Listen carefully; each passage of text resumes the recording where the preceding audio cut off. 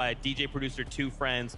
And I gotta agree with Frankie, when Casey on the sax came out, I was just not ready. Like, I was like, yeah, this is amazing. And that just dropped, and I'm just jumping like crazy. That was so much fun. It's so fun being in here, right? Because we're standing up here on the desk, and the whole ground is like shaking as this is going on as well. And then the flames start going off, and it's like, whoa, whoa, whoa. Why can we actually feel the heat from those flames? I want to keep the party going, bro. I don't want to stop. Let's just keep it going. Tell them to come back out, man. We can keep it going, Just man. keep going while we continue the competition. Just let it run wild. And of course, I don't know if y'all saw, they had the wristbands. So as they're changing the songs as well, it's just the arena lighting up kind of in like tandem with the songs. Man, that was amazing. Thank you so much, DJ producer, two friends. We appreciate y'all. Casey on the sax, we became best friends. The GOAT. The GOAT. Now, as we kind of get ready here, we have some time before we jump back into the game. The players have kind of taken a bit.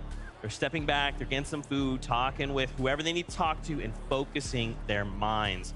Let's take a look at the stats by the numbers. Let's take a look at how things are kind of going here in the grand finals. When we take a look at the numbers for most eliminations, you can see Cooper and Miro. No surprise, currently sitting in first place, right behind them, Pixie and Cheaton. Yeah, I mean, you know, first and second place, obviously eliminations are very, very important.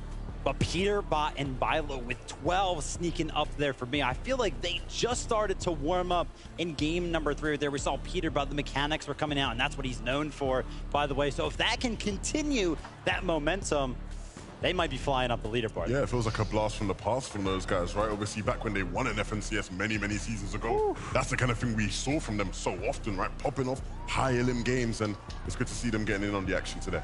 I was curious to kind of get your thoughts. So how do we slow down Miro and Cooper right now? Are they contested? Because it seems right now like they're uncontested there, or if they are, they're just winning off every spawn. But they are so dangerously far ahead right now. No, I mean, seriously, what it comes down to is making mistakes out of them. And literally game number 3 was that, right? They made a mistake.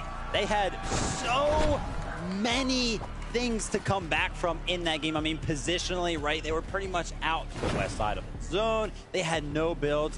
Somehow finding the refreshes in that game tells me that they are even ready for those situations that are tough, especially in Fortnite competitive, to overcome, which just means that it might be hard to stop that Cooper Miro train. Yeah, I think the one interesting for me, no matter how many games we play, no matter how deep we are into this competition, if someone actually walks out, the crowd are going to make noise. And that's what just happened a second ago. He's clearly back from his break, and they're all, you know, on top of the world. It'd be good to see those guys start to get in on the action a bit more. You see Manabuka getting ready there, Thomas locked in, focused.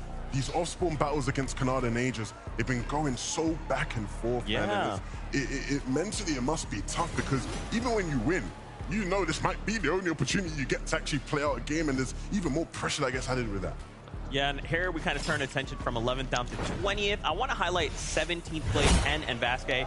We've seen double Rift Island claims. You can see the 30 points. The 30 points, just under half of their total points from Rift Island. And it's still just so crazy to me. More duos aren't just sending it.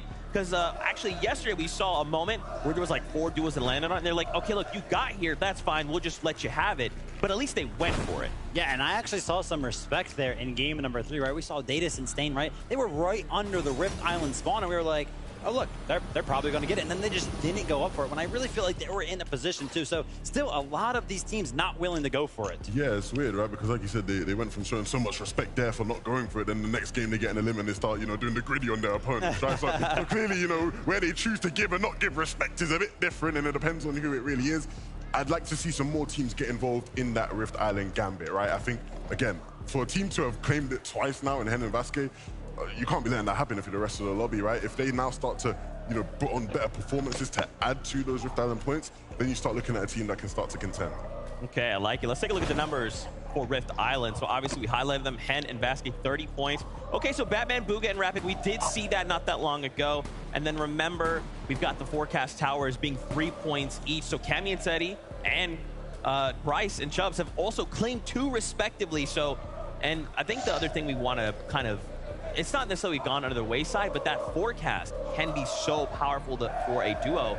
I wonder if that's why Seti and Cammy, though they've kind of been in somewhat shambles situations, have still played so well. Yeah, for sure. I think you look at the game played without forecast, and they're already a team that positionally is just going to dominate everybody else. Like, they're going to be in good positions, and they're going to make you think, how on earth did they know where to go, right? How did they maneuver their way into the spot? You give them the forecast, how you give them the intel, the insight beforehand, and it's like, yeah, they're just always going to be in a good spot.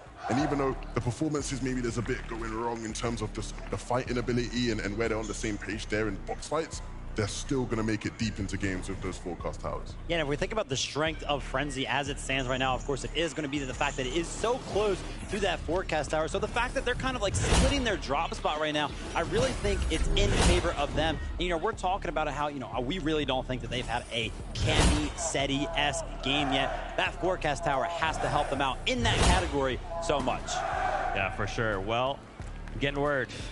As much as I enjoyed that halftime show, games are ready to go. Let's send it up to our casters. This is game number 4 of the FNCS Global Championship. That's right, we're up here. We have Taco joining us right now to, of course, close out the remainder of the day. We already know it's getting intense. Players did have a short break, though.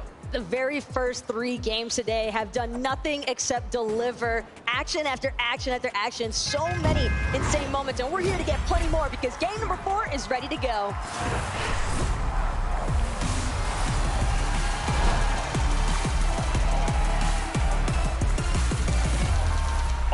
Let's get right back into it. Game number 4 is here, and it is time to take our way into the Fortnite world.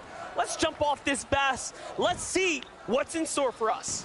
And that's the thing, Monsters. We've already seen so many of those 50-50 skirmishes, particularly this one here at the racetrack. You can already see these players lighting up the sky. Kanata, Azures, Malabuka, and Thomas. It's been a relatively even split so far, but this is the time. Thomas and Malabuka need this, but it's Azures to touch down first. It's the game-defining moment right here. Malabuka's already set on the backside, pinned between 2 sides. Azures gets the first one. Kanata gets the follow-up. Thomas is hurt, and the finish. But there's another team here, and they get completely taken out, possibly to the hands of Iamzo and Rise, who were just next door. Spinks actually with the final elimination shots there, and that's part of the risk as well. With some of those early third-party contests, it's just such easy pickings.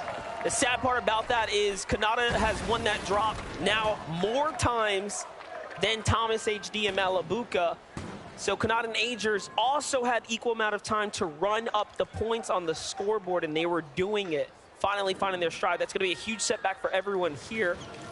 But entertainment for us nonetheless. We get to jump in now with Clement and Kaizen, who already have an elimination. If Grols is by himself, then he's having to run off in the distance as well. Seems as though Pars gonna meet an early demise. Baka tried doing his best to recover, but it's just not enough. Giannis and Reason going to collect the wins, and that's primarily just them getting the luxury of being able to continue farming out resources, materials. But we can take a look back at the action that we didn't get a chance to witness the first time around. Reason with a nice drop down from the overhead view. Baka just unable to find those finalizing shots. It's unfortunate, but when you're in those 2 versus 1 situations, it's hard to come out on top. It makes you wonder if Reason and Giannis didn't, come out of the lower bracket. Baka and Pars had such a great upper bracket day 1 just to qualify here, and today have been put on stalemate, put on ice all day long, just no room to warm up. Talking about teams that haven't quite had room. Our OCE duo here, Worthy in a 1v2, but no, Teeny claps back and finishes the deal, gets his elimination points, gets the credit, and finishes it off when it matters. Worthy, though, making sure to not go down without a fight. At least a minor setback there for Misha and Teeny. But the revive will definitely be a success. Decent amount of action sprinkled across the north side of the map so far.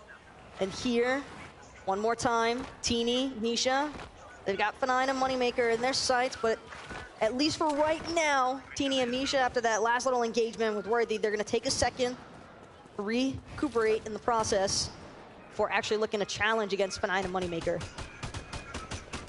Back on over though, Murstache Tayson in the battle here. Tayson playing the high ground, allowing Murstache to really lead the pace down low. This is the first time we've seen them rotate this south early. and Slappy trying to really force the fight on Trulix, but the timing must have felt good to them because Teacher and Trulix were also fighting